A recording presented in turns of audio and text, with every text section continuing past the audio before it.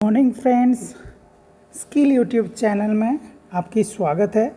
मैं आपकी दोस्त वशिष्ठ हाजरा। दोस्तों, इस वीडियो में हम बात करेंगे कि best career plan for an ITI trainee. ठीक है, जो अभी एक आईटीआई की ट्रेनी है या तुरंत आईटीआई पास कर चुका है, उसके लिए बेस्ट करियर प्लान क्या हो सकता है।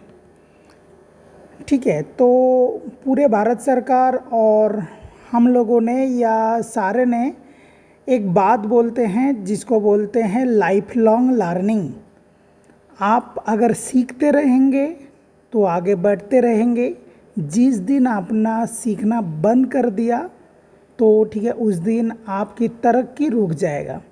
ठीक है, इसीलिए कंटिन्यू लर्निंग बहुत ज़रूरी है।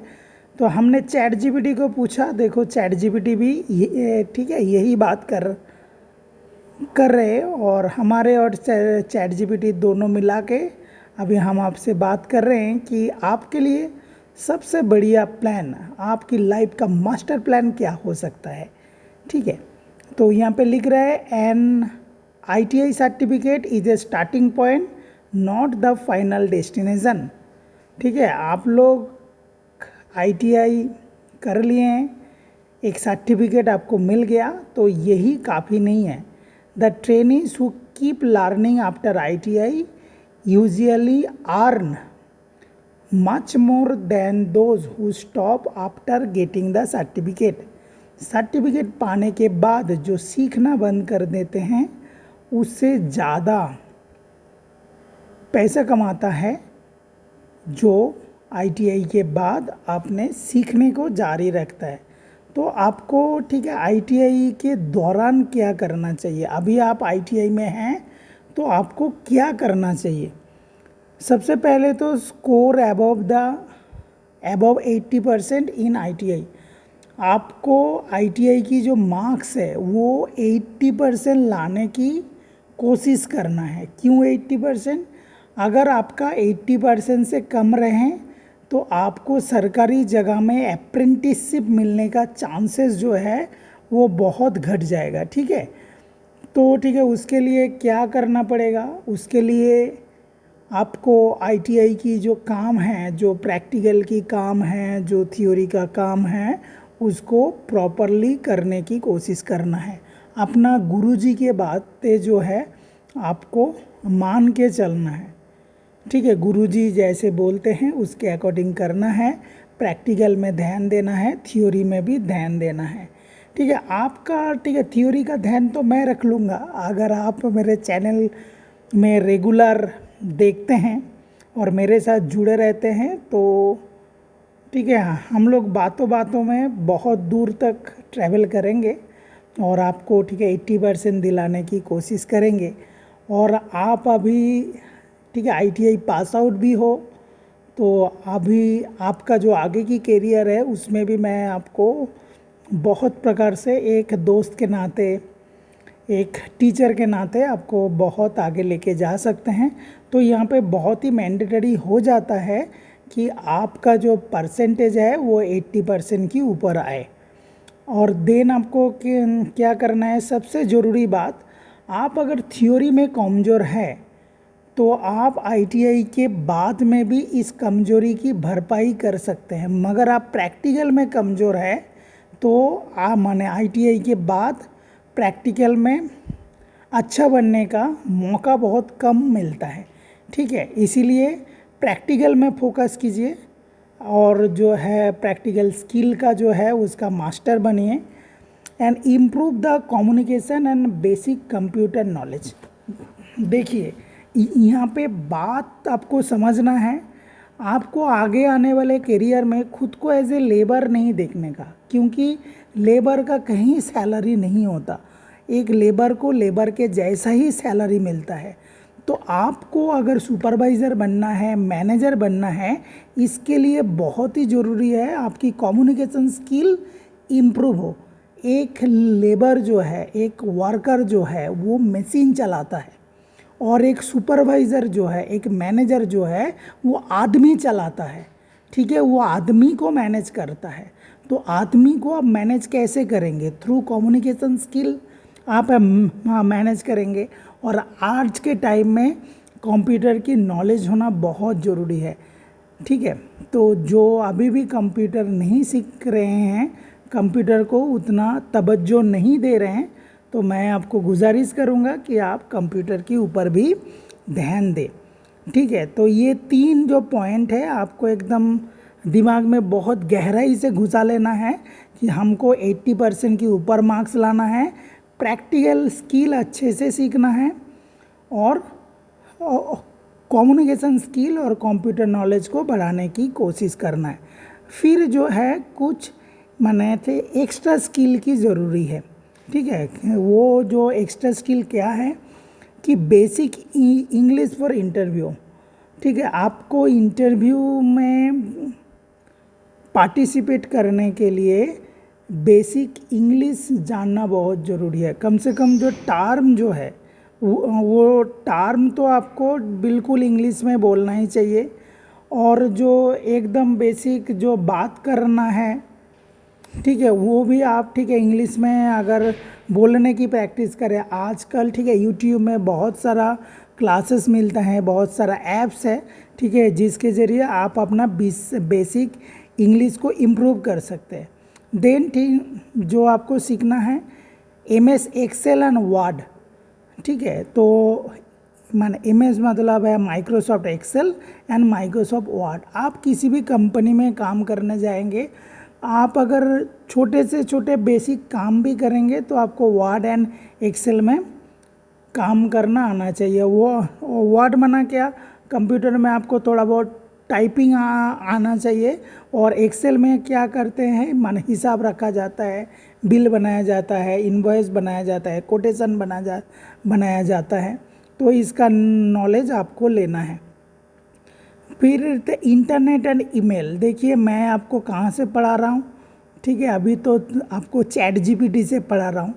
ठीक है, तो आप अगर इंटरनेट का इस्तेमाल करेंगे और कहीं पे आप चिट्ठी लिखेंगे, तो चिट्ठी का ज़माना तो गया, आपको आज के टाइम में ईमेल ही लिखना पड़ेगा। तो ये सब आपको आना चाहिए, और अगर आपकी इच्छा हो तो इसको बहुत आसानी से सीखा जा सकता है। फिर आप किसी कंपनी का इंटरव्यू में जाएंगे, वो आपको सेफ्टी से सवाल ज़रूर पूछेगा। ठीक है, इसीलिए जो PPE यानी personal protective equipment, fire safety, तो फायर एक्सटिंग्विशर जो फैक्ट्री में होता है वो ऑपरेट कैसे करते हैं, किस प्रकार की आग के लिए हमको कौन सा अग्नि निर्वापक यंत्र का प्रयोग करना है, इसका ज्ञान चाहिए। और थोड़ा बहुत फर्स्ट एड की नॉलेज होना चाहिए आपको। अगर खुदा ना खास्ता कहीं छोटा मोटा एक्सीडेंट हो जाए तो आपको बैंडेज बांधना आना चाहिए। एकदम बेसिक फर्स्ट एड की नॉलेज आपकी होना चाहिए, और इससे सवाल पूछे जाते हैं। Then 5S and kaizen. 5S मतलब ठीक है हाउस कीपिंग हम लोग कैसे करेंगे, वो जो 5 जापानी वर्ड जो आप ठीक है ITI में पढ़े थे, अभी अगर भूल गए हैं तो 5S की रिलेटेड मेरा क्लासेस है, उसको देख लीजिएगा। ठीक है, फिर काइजन। तो काइजन मतलब है कंटिन्यूअस इम्प्रूवमेंट। तो काइजन से फैक्ट्री में नहीं करना है, काइजन अपने जीवन में लागू करना है। तो आपका हर दिन आप ठीक है तरक्की करते रहे, कुछ नया सीखते रहे। ठीक है, ऐसा सोच आपको विकसित करना है। और आपको अगर मेरे वीडियो अच्छा भी नहीं लग रहा है तो आप इसको लास्ट तक देखिए, आपको एक पूरा गाइडेंस मिल जाएगा कि आपको करना क्या है। ठीक है ना। तो 5S काइजन जस्ट आप अगर प्रॉब्लम हो रहा है तो माने तो आप ठीक है गूगल में ढूंढ लीजिए, माने तो चैट GPT को पूछ लीजिए, अपने लैंग्वेज में पूछ लीजिए। आप अगर हिंदी भाषा के हैं, बंगाली भाषा के हैं, तो लैंग्वेज आज के टाइम में कोई बार नहीं है, कोई प्रतिबंधकता नहीं है, तो आप किसी भी लैंग्वेज में सीख सकते हैं। फिर आपको ठीक है मेज़रमेंट टूल्स के बारे में सीखना है। ठीक है, अगर आप ठीक है मैंने ITI में है तो कोई दिक्कत नहीं है, आपकी ITI में सारे मेजरिंग इंस्ट्रूमेंट के मैंने तो मौजूद होता है। आपने ठीक है इंस्ट्रक्टर को बोलिए और उसको ठीक है रिक्वेस्ट कीजिए, वो आपको ज़रूर सिखाएगा। और अगर आप ठीक है आईटीआई के बाहर हैं, सीख नहीं पाए हैं अभी तक, तो मेरे प्लेलिस्ट के अंदर हर एक चीज़ का वीडियो दिया हुआ है। अगर नहीं भी दिया हुआ है तो कुछ दिनों के अंदर में आ जाएगा, आपको चिंता बिल्कुल नहीं करने का, ठीक है। तो आके ये सब समझ लीजिए कि मेजरिंग टूल सीखना बहुत ज़रूरी है, ठीक है। फिर ड्राइंग रीडिंग। अभी हुआ क्या है कि हमारे सिलेबस जो है, सिलेबस में थोड़ा गड़बड़ हो गया है कि ड्राइंग पहले के ज़माने के बच्चे लोग जैसे सीखते थे, आज के ज़माने के बच्चे लोग जो है एमसीक्यू क्वेश्चन होने के लिए ड्राइंग में उतना ध्यान नहीं देते। और ड्राइंग में ध्यान नहीं देते तो प्रॉब्लम क्या होता है, वो जब ठीक है इंडस्ट्री में जाके गिरते हैं तो पूरा गहरे समुंदर में गिरने जैसा हालत हो जाता है। फिर उसको इधर उधर हाथ पैर मारना पड़ता है उस ड्राइंग को समझने के लिए। तो अभी से आप ड्राइंग समझने की कोशिश कीजिए। अगर आपको ड्राइंग सीखना है उसके लिए भी मैं हूँ, ठीक है। मेरे चैनल में ड्राइंग का रिलेटेड बहुत वीडियो है, ठीक है। उसके लिए आपका जो आइसोमेट्रिक से ऑर्थोग्राफिक कैसे बनाए, ऑर्थोग्राफिक से आइसोमेट्रिक कैसे बनाए, ये सब कुछ बहुत आसान लैंग्वेज में आसान तरीके से सिखाया गया है, यहाँ से आप सीख सकते हैं। फिर माने तो क्वालिटी कंट्रोल, माने बेसिक्स को क्वालिटी कंट्रोल की गुणवत्ता कैसे आए। हम तो कोशिश कर रहे हैं कि आपकी गुणवत्ता कैसे वृद्धि हो जाए। तो ठीक है, आपको कोशिश करना है, आप जो प्रोडक्ट बनाएंगे कंपनी में जाके या जो सर्विस आप देंगे उसका गुणवत्ता कैसे बढ़े, ठीक है। तो क्वालिटी किसको बोलते हैं, क्या क्या चीज़ों में ध्यान रखा जाता है और क्या क्या उसका डॉक्यूमेंटेशंस होते हैं, वो ठीक है क्वालिटी कंट्रोल में सिखाया जाता है। तो मैं आगे आने वाले वीडियोस में मैं कोशिश करूँगा कि क्वालिटी के ऊपर एक डेडिकेटेड प्लेलिस्ट बना देने का, ठीक है। उससे आप क्वालिटी कंट्रोल सीख जाएंगे। तो आप फिर से एक बार देख लीजिए और हो सकता है आप इसको हाथ से अपने कॉपी में लिख लीजिए, क्योंकि जब हम लिखते हैं तो वो हमारे दिमाग में थोड़ा जाता है, ठीक है। तो यहाँ से आप अगर इसको लिख के रखेंगे, बाद में देखेंगे और इसका हिसाब से आप अपना सिद्धांत लेंगे, ठीक है। तो इसके बाद जो है तुरंत बाद के बाद, मतलब आप अगर आईटीआई अभी पास आउट हो गए हैं, उसके बाद क्या करना है। देखिए ये जहाँ से मैं कर रहा हूँ it is a artificial intelligence. तो यहाँ पे कुछ मैं अपना रियल इंटेलिजेंस भी लगाऊंगा। एज ए टीचर होने के नाते, आपकी फ्रेंड होने के नाते मैं आपको कुछ अपनी सलाह दूंगा कि आपको आईटीआई के बाद जो है तुरंत CITS करना है। CITS मतलब क्राफ्ट्स इंस्ट्रक्टर ट्रेनिंग स्कीम।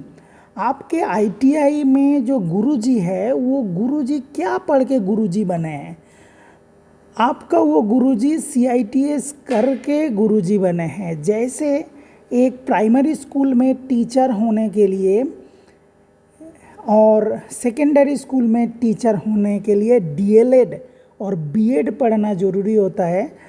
आप लोग सुने होंगे, आपके मोहल्ले में, आपके गांव में, आपका भाई बहनों में कोई BEd किया होगा। वो BEd किस लिए करते हैं कि वो प्राइमरी स्कूल और सेकेंडरी स्कूल में टीचर बन सके, ठीक है। उस प्रकार आप अगर ITI की टीचर बनना चाहते हैं तो आपको CITS करना ज़रूरी है।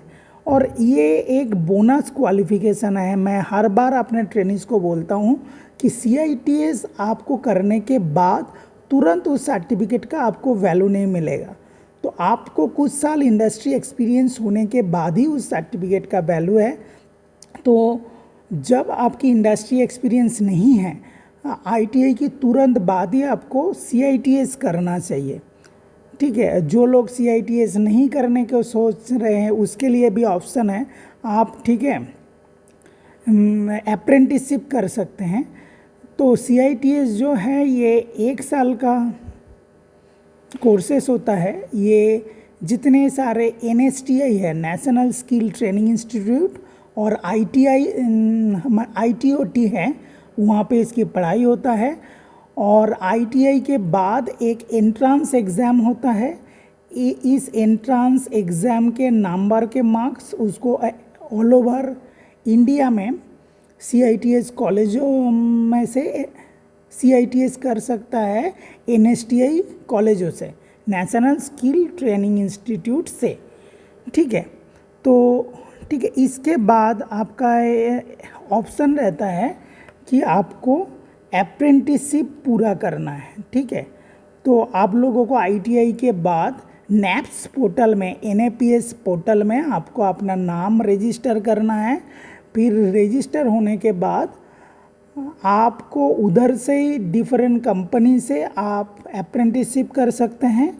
और क्या कर सकते हैं, आप गूगल में जाके गवर्नमेंट जॉब्स फॉर ITI करके आप ढूंढेंगे और अप्रेंटिसशिप फ्रॉम गवर्नमेंट ऑर्गेनाइजेशन बोल के आप पूछेंगे, और ये आप टाइम टू टाइम अगर गूगल से ढूंढते रहेंगे तो आपको मिल जाएगा कब कहाँ का वैकेंसीज आ रहे हैं अप्रेंटिसशिप के लिए। तो वहाँ पे आपको अप्लाई करना है और अप्रेंटिसशिप करना है। तो अप्रेंटिसशिप का क्या बेनिफिट है, अप्रेंटिस से आपको इंडस्ट्रियल एक्सपीरियंस मिलता है, मंथली स्टाइपेंड मिलता है। आज के टाइम में यहाँ पे 7,600 से लेके 15,000 तक मिलता है, मिनिमम 7,600, और कंपनी अगर कुछ देता है तो 15,000 तक आपको वहाँ पे मंथली स्टाइपेंड मिलता है। तो इससे आपका पॉकेट मनी जो है उसका इंतज़ाम हो जाता है। और इससे क्या है, आपको जब प्रैक्टिकल एक्सपोजर मिलता है तो आपको बेटर प्लेसमेंट अपॉर्चुनिटीज़ मिलता है, तो आपको बेटर प्लेसमेंट अपॉर्चुनिटीज़ मिलता है। तो हम लोग यहाँ पे डिस्कस कर लेते हैं कि हम अप्रेंटिसशिप कहाँ कहाँ से कर सकते हैं। तो ठीक है, टारगेटेड कंपनीज है जैसे BHEL, HAL, HAL, Hindustan aeronautical limited, BEL, Bharat electronics limited. फिर ठीक है, इंडियन रेलवेज़, तो ठीक है, इंडियन रेलवेज़ का जो टेक्नीशियंस के जहाँ पे इंडियन रेलवेज़ का जहाँ पे फैक्ट्री है वहाँ पे एज ए अप्रेंटिसशिप लिया जाता है। फिर ठीक है, तो ना इसरो जो कॉन्ट्रैक्टर्स है वो भी अप्रेंटिसशिप लेते हैं। कुछ है कि प्राइवेट कंपनियां हैं जैसे Tata Motors, Maruti Suzuki, L&T, Ashok Leyland, Jindal steel, JSW, Tata steel इत्यादि भारत का जितने बड़े बड़े कंपनियां हैं वहाँ से आप अप्रेंटिसशिप कर सकते हैं। ठीक है, तो अप्रेंटिसशिप करने के बाद फ़ायदा होता है, तो उधर जो कॉन्ट्रैक्टर की जॉब है वहाँ पे आपका एक इनिशियल जॉब मन उस कंपनी में ही आपको मिल सकता है। फिर ठीक है, ऑप्शन बी, अगर आप अप्रेंटिसशिप नहीं करना चाहते हैं या आप यहाँ से थोड़ा ज़्यादा रोज़गार करना चाहते हैं तो आपके लिए क्या है कि आप प्राइवेट कंपनी का जॉब कर सकते हैं। तो जो ITI पास होने के बाद जो प्राइवेट कंपनी का जॉब है, ठीक है, उसका लिए सैलरी स्ट्रक्चर होता है 15,000 से 22,000 रुपया पर मंथ। अगर आप 3 साल आपकी एक्सपीरियंस हो गया है तो आप कितना काम सीखे हैं उसके ऊपर डिपेंड करके आपको 25,000 से लेके 40,000 तक सैलरी मिल सकता है। और आप अगर CNC प्रोग्रामर, क्वालिटी इंस्पेक्टर इत्यादि माने पदों पे पहुंचने का हुनर अगर आप अपने अंदर में विकसित कर लेते हैं तो 40,000 से लेके 60,000 पर मंथ भी आपका सैलरी हो सकता है। ये डिपेंड करता है कि आप कितने अच्छा खुद को अपग्रेड कर पाए हैं।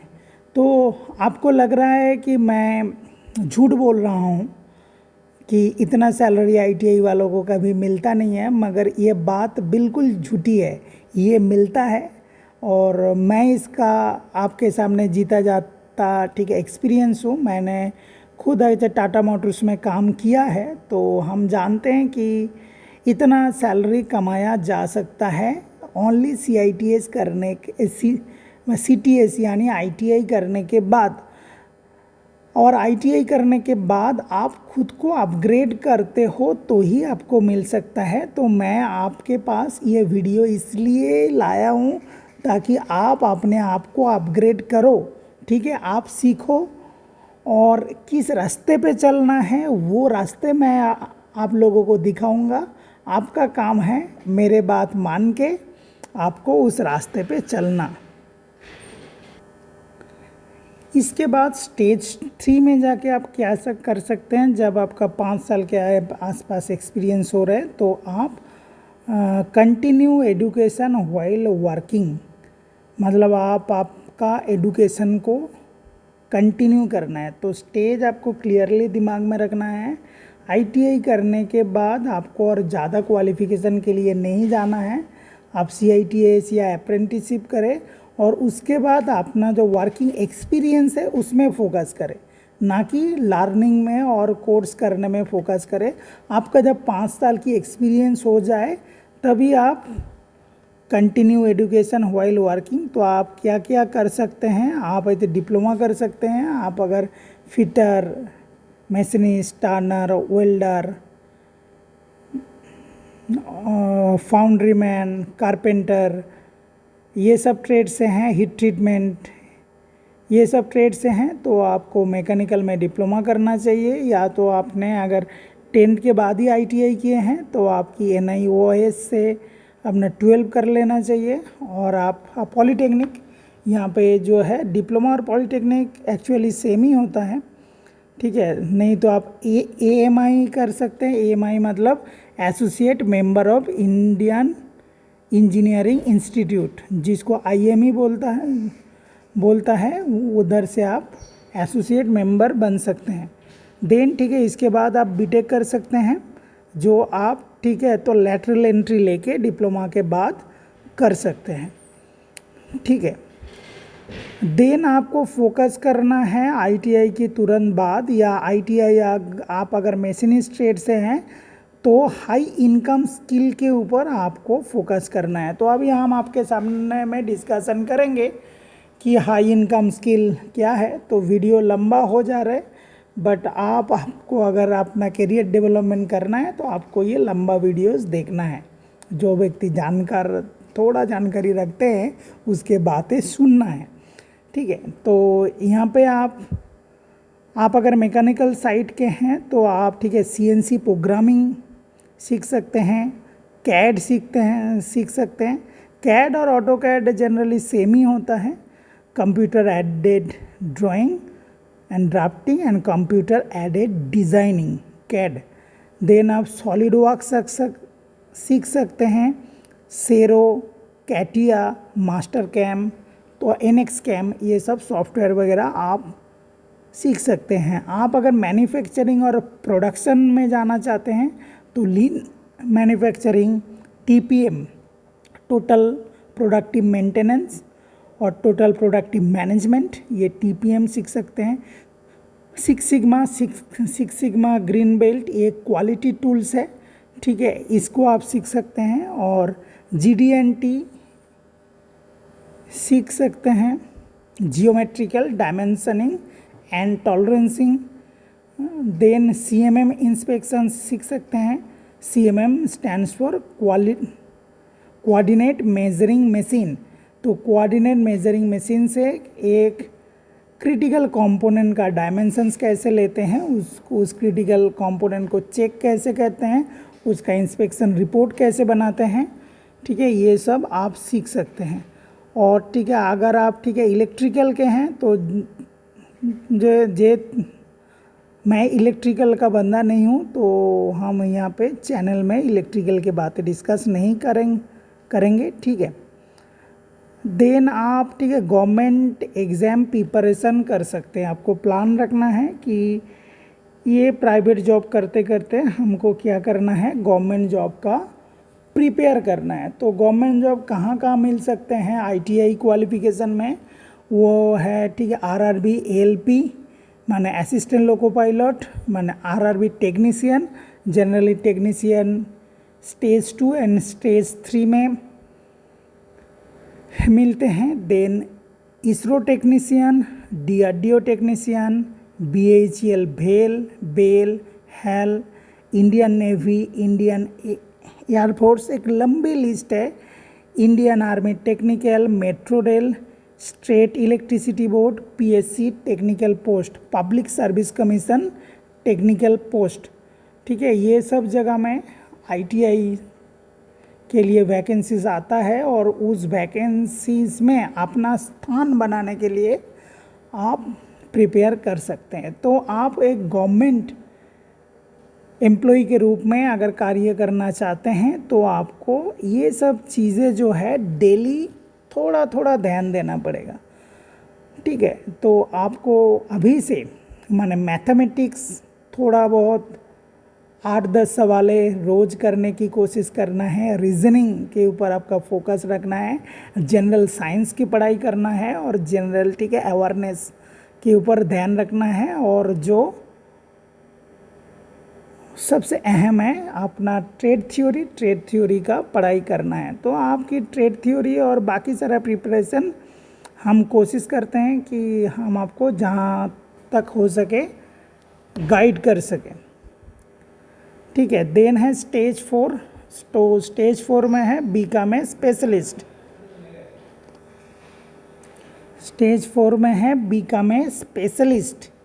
ठीक है, तो आप अपने जीवन में क्या क्या चीज़ का स्पेशलिस्ट बन सकते हैं ITI करने के बाद और एक लंबा एक्सपीरियंस के बाद, वो है कि आप CNC प्रोग्रामर बन सकते हैं, CNC सेटर बन सकते हैं, एक प्रोडक्शन इंजीनियर बन सकते हैं, क्वालिटी इंजीनियर बन सकते हैं, मेंटेनेंस इंजीनियर बन सकते हैं, टूल रूम इंजीनियर बन सकते हैं, वेल्डिंग इंस्पेक्टर बन सकते हैं, NDT टेक्नीशियन मतलब नॉन डिस्ट्रक्टिव टेस्टिंग टेक्नीशियन बन सकते हैं एंड डिज़ाइन इंजीनियर बन सकते हैं। तो आगे आने वाले 10 साल बाद आपका एक्सपेक्टेड सैलरी कितना होगा जो आप ये सब जगह में खुद को पाते हैं, तो 50,000 से लेके 1,20,000 पर मंथ। ठीक है, ये किसके ऊपर निर्भर करता है, आपने स्किल कितना एक्वायर किया, आपका कंपनी कौन सा है एंड आपका एक्सपीरियंस किस प्रकार का है। अगर आप खुद को डेवलप करते हैं तो आपका सैलरी ग्रोथ होगा। अगर आप खुद को डेवलप नहीं करते हैं तो आप एज ए लेबर के रूप में कंपनी में काम करते रहिए, छोटी सी सैलरी पाइए और खुश रहिए। ठीक है, तो मैं चाहता हूँ कि आप खुद को डेवलप करें और खुद को डेवलप करने के रास्ते में आपको जिस प्रकार की मदद आपको चाहिए तो आप मेरे इस वीडियो के नीचे कमेंट कीजिए। तो मैं अपने ट्रेनीज़ को बहुत प्यार करता हूँ, उसका जो कमेंट है उसको बहुत इत्मीनान से ध्यान से पढ़ता हूँ और उसको अपने मंजिल तक पहुँचाने की मदद करने की कोशिश करता हूँ। ठीक है, तो आप मेरे साथ जुड़ सकते हैं, आप इस चैनल में बने रहिए और इसके साथ साथ ठीक है साइड इनकम कुछ अपॉर्चुनिटीज़ मिलता है जब आप अपने करियर में आगे बढ़ते हैं। तो खुद भी आगे बढ़िए और दूसरे को भी आगे बढ़ने में मदद कीजिए, तो इससे आपको थोड़ा बहुत साइड इनकम होगा। जैसे आप ठीक है यूट्यूब का टेक्निकल चैनल में क्लास ले सकते हैं, ऑनलाइन ट्यूशन दे सकते हैं, स्किल जो आपने सीखे हैं ठीक है उसका ट्रेनिंग दे सकते हैं। आपने अगर ऑटोकैड सीखे हैं तो उसका फ्रीलांस वर्क कर सकते हैं, मशीन ड्राइंग सर्विसेज करते हैं, मशीन ड्राइंग सर्विसेज दे सकते हैं। आपने ड्राइंग बना के जहाँ पे उस ड्राइंग की ज़रूरत है वहाँ पे आप ड्राइंग बना के दे सकते हैं। और इंडिया में कॉम्पिटिटिव एग्ज़ाम की बहुत क्रेज़ है, तो आप ठीक है कॉम्पिटिटिव एग्ज़ाम की कोचिंग कर सकते हैं और ठीक है इंडस्ट्रियल कंसल्टेंसी आप कर सकते हैं जब आपका एक लंबा एक्सपीरियंस हो जाता है। तो ठीक है इससे आपका साइड इनकम शुरू हो जाएगा। शुरू में जो है ये बहुत छोटा होगा, फिर धीरे धीरे टाइम बीतने के साथ साथ ये बहुत बड़ा हो जाएगा। ठीक है। फिर देन ठीक है फाइनेंशियल प्लान। तो फाइनेंशियल प्लान बताने से पहले मैं एक डिस्क्लेमर देना चाहता हूँ, ये जो वीडियो है ओनली एजुकेशनल पर्पस के लिए है। ठीक है, तो आप कोई भी वित्तीय काम करने के लिए आपका एक सलाहकार की आप सलाह माने। ठीक है, ये जो मैं आपको बता रहा हूँ ये only for the educational purpose. ठीक है, तो आपके ज़िंदगी का जोखिम के साथ मेरा कोई लेना देना नहीं है, ये ओनली फॉर एजुकेशनल पर्पस। आपको जानना चाहिए, सीखना चाहिए, ये बात मैंने बता रहा हूँ। ठीक है, आपको जो सैलरी मिलेगा उसका आपको सेव करना है एटलीस्ट 20% ऑफ द सैलरी। ठीक है, मेरा एक वीडियो है इस चैनल में है। ठीक है, बाद में हो सके मैं ठीक है आई बटन में दे दूंगा, बट अभी आप मेरा प्लेलिस्ट में जाके ठीक है उसको देख ले। एक ही वीडियो पड़ा है, उसको देखने से आपको पता लग जाएगा कि आपको किस प्रकार से चलना है जब आप पहली सैलरी अर्न करते हो। तो जो भी सैलरी आप अर्न करोगे उसका एटलीस्ट 20% जो है सेव कीजिए। Build an emergency fund. Emergency fund किसको बोलते हैं कि अचानक अगर खुदा ना खास्ता कुछ इमरजेंसीज आ जाए, हमको पैसे की ज़रूरत पड़े, तो दूसरे के सामने हाथ फैलाना ना पड़े। तो थोड़ी थोड़ी करके बचत करके आपका 6 महीने का जो खर्चा है, 6 महीने का इनकम नहीं, 6 महीने का खर्चा के बराबर का एक इमरजेंसी फंड आपको धीरे धीरे बिल्ड करने की कोशिश करना है। जब वो इमरजेंसी फंड बिल्ड हो जाए फिर आपको इन्वेस्टिंग सीखना चाहिए। अभी बेसिक इन्वेस्टिंग सीखने के लिए ठीक है आप ठीक है चैट जीपीटी से सीख सकते हैं। पर्सनल फाइनेंस बोल के चैट जीपीटी को दीजिएगा, आपको चैट जीपीटी जो है दिखा देगा। और धीरे धीरे आप ठीक है यूट्यूब का वीडियोस की मदद से, थैंक्स फॉर द यूट्यूब। ठीक है, यूट्यूब आपके लिए एक बहुत अच्छा प्लेटफॉर्म बनाया है। यहाँ पे बहुत फाइनेंशियल एक्सपर्ट आते हैं, तो उनसे आप इन्वेस्टिंग सीख सकते हैं। और मेरा जो ये बात है only for the educational purpose. ठीक है, तो फिर जब आपका एज धीरे धीरे 25 to 35 हो जाएगा तो आप एक हेल्थ इंश्योरेंस बाई कीजिए। माने invest monthly through SIP. SIP का फुल फॉर्म है सिस्टमेटिक इन्वेस्टमेंट प्लान। ठीक है, ये सब कीवर्ड आप चैट जीपीटी को और ठीक है यूट्यूब में देके सर्च कीजिएगा, आपको धीरे धीरे जानकारी बिल्ड हो जाइएगा। आप एक कॉपी बनाइएगा और कॉपी में सारा चीज़ नोट करते चलिएगा, तो आपका लर्निंग जो है बहुत कम समय में बहुत ज़्यादा लर्निंग हो सकता है। आपकी लर्निंग कर्व जो है वो छोटा हो सकता है। फिर जो है आपको अवॉइड अननेसेसरी डेप्ट, उधार नहीं लेने का। ठीक है, उधार लेके कोई फैशन की चीज़ें नहीं खरीदना। ठीक है, अननेसेसरी डेप्ट आपको नहीं लेना है। और अपग्रेड स्किल एवरी ईयर, आपको हर साल कोशिश करना है हमारा जो स्किल है ठीक है इसको धीरे धीरे हर साल वृद्धि को करें। तो आपका यहाँ पे जो चैट जीपीटी है आपको 10 ईयर का एक रोड मैप दिया है कि सबसे पहले फर्स्ट आप complete ITI with strong practical skill. Then मैंने बोला है कि आपको 1 साल का सीआईटीएस करना है, फिर अप्रेंटिसशिप और फास्ट जॉब करना है, फिर सीएनसी कैड ऑटोमेशन सीखना है, prepare for the government exam और प्रमोशन। फिर आपको तब तक 30 से 40 हज़ार इनकम हो जाएगा पर मंथ। फिर आपको डिप्लोमा करना है या ठीक है हायर क्वालिफिकेशन लेना है, तो आपको डिप्लोमा के केस में बता के रखो, डिप्लोमा पार्ट टाइम और इवनिंग में हो सकता है। आपका स्टेट में जो डिप्लोमा की बोर्ड है वहाँ पे आप पता कीजिएगा कि वहाँ पे पीटीडी पार्ट टाइम डिप्लोमा और इवनिंग में डिप्लोमा कैसे होता है। तो आप इवनिंग में भी काम के साथ साथ डिप्लोमा कर सकते हैं। और then become a senior technician, आप सीनियर टेक्नीशियन बनेंगे। तब तक अगर सब कुछ ठीक रहा आपका सैलरी 50,000 के ऊपर हो जाएगा। फिर then build investment and emergency fund, तब आपको इन्वेस्टमेंट शुरू करना है, इमरजेंसी फंड क्रिएट करना है। फिर then become a specialist, supervisor और स्टार्ट योर ओन बिजनेस। ठीक है, आपको अगर मौका मिले, आपको सब कुछ आप सीख गया तो उस मौका में चौका मारने में मत भूलिएगा। ठीक है, तब नौकरी छोड़ के अपना बिजनेस स्टार्ट कीजिएगा। ठीक है, तो आपको ये सब प्राप्त करने के लिए अभी का आपका रूटीन कैसे होगा? ठीक है, 1 आवर ट्रेड प्रैक्टिकल रिवीजन। आपको जो भी, आप अगर आईटीआई में हैं तो प्रैक्टिकल के ऊपर सबसे ज़्यादा जोर दीजिए, और अगर आप माने आईटीआई की बाहर है तो मेरे चैनल में जो प्रैक्टिकल की वीडियोस है उसको देखिए। ठीक है, बहुत ज़रूरी है। और ठीक है, एप्टीट्यूड की प्रैक्टिस करना है 1 आवर। एप्टीट्यूड बोले तो मैथ प्लस रीजनिंग। कोई भी कॉम्पिटिटिव एग्ज़ाम, मतलब इंडिया की कोई भी कॉम्पिटिटिव एग्ज़ाम, लगभग दुनिया की कोई भी कॉम्पिटिटिव एग्ज़ाम, वहाँ पे मैथ और रीजनिंग से सवाल पूछता ही है।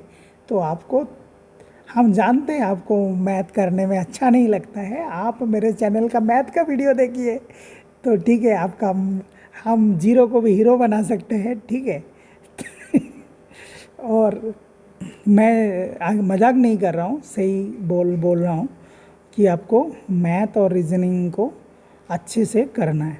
फिर आपको, ठीक है, इंग्लिश कम्युनिकेशन बहुत ज़रूरी है। ठीक है, तो 30 मिनट आपको इंग्लिश कम्युनिकेशन को देना है, और 30 मिनट कंप्यूटर स्किल्स। आपका घर में अगर कंप्यूटर नहीं है तो कंप्यूटर ले लीजिए। शुरुआत में आपको टाइपिंग प्रैक्टिस के लिए कंप्यूटर का भी ज़रूरत नहीं है, आप अपने फ़ोन के साथ एक ओटीजी कनेक्ट करके अपना जो कीबोर्ड है उसको लगा के आप टाइपिंग का प्रैक्टिस कर सकते हैं। जब मैंने ज़रूरत पड़ता है तब पता चलता है कि इस स्किल का क्या वैल्यू है।